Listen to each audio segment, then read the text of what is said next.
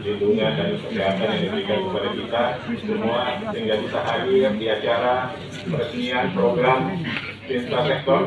Semua bahwa sejak tahun lalu, sejak awal pandemi, pemerintah terpaksa menutup hampir semua sekolah yang ada di provinsi di Indonesia.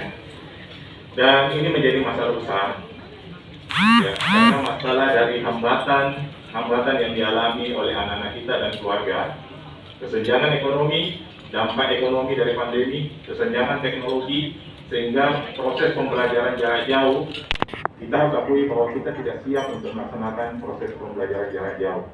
Dan ini kemudian berdampak pada penurunan kualitas belajar anak-anak kita. Ya.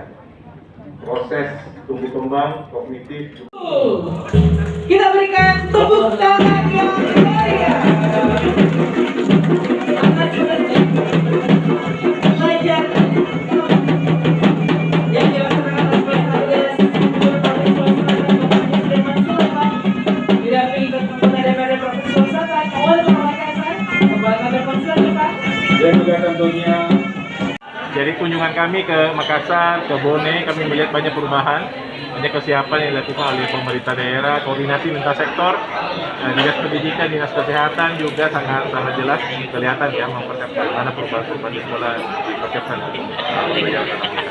Pertimbangannya Pak hanya menyasar 2 daerah di Sulsel, hanya Makassar dan Bone, apakah selanjutnya juga akan menyasar? Jadi khusus untuk program ini kami mulai dengan dua wilayah, Makassar dengan Bone.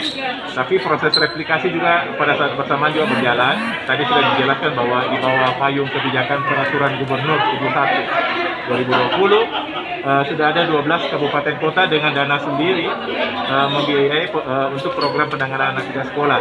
Dan pembukaan sekolah kembali itu merupakan bagian dari skema ini.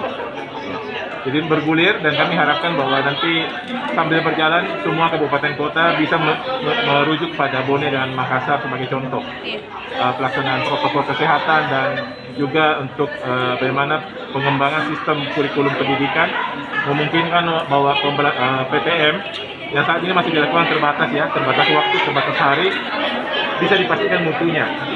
Jadi merujuk pada 70 sekolah yang kami dukung di Makassar dan Bone.